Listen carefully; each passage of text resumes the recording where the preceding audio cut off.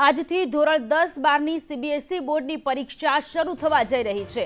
રાજ્યના 75,000 જેટલા વિદ્યાર્થીઓ સીબીએસઈ બોર્ડની પરીક્ષા આજે આપવાના છે। દેશભરમાંથી 42 લાખ જેટલા વિદ્યાર્થીઓ નોંધાયા છે।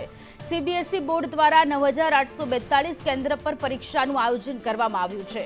ગત વર્ષની સરખામણીએ 2 લાખ કરતાં વધુ વિદ્યાર્થીઓ રાજ્યમાં ધોરણ 10ના 43,000થી વધુ વિદ્યાર્થીઓ એક્ઝામ આપશે। રાજ્યમાં ધોરણ 12ના 32,000થી વધુ વિદ્યાર્થીઓ આજે પરીક્ષા આપવાના છે।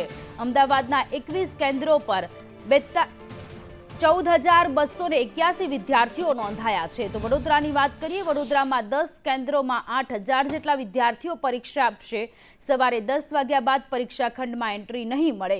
ગેરરીતિ અટકાવવા માટે સીસીટીવીથી વોચ રાખવામાં આવી છે।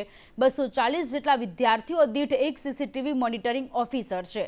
રિઝલ્ટ જાહેર સુધી સ્કૂલે રેકોર્ડિંગ રાખવું પડશે। તો આજથી સીબીએસઈ બોર્ડની એક્ઝામ શરૂ થવા જઈ રહી છે, ત્યારે વિદ્યાર્થીઓને પોતાનો જે સ્કૂલનો યુનિફોર્મ છે તે પહેરવી એ હવે ફરજિયાત થઈ ગયું છે। સીબીએસઈ પરીક્ષાને લઈને ગાઈડલાઈન જાહેર કરવામાં આવી છે। સવારે 10 વાગ્યા પછી કોઈ વિદ્યાર્થીને પરીક્ષા કેન્દ્રમાં પ્રવેશ મળશે નહીં। સ્ટેશનરીની વસ્તુઓ પારદર્શક પાઉચમાં લાવવી ફરજિયાત કરવામાં આવ્યું છે। પાણીની બોટલ પણ પારદર્શક પાણીની બોટલ જ હોવી જોઈએ।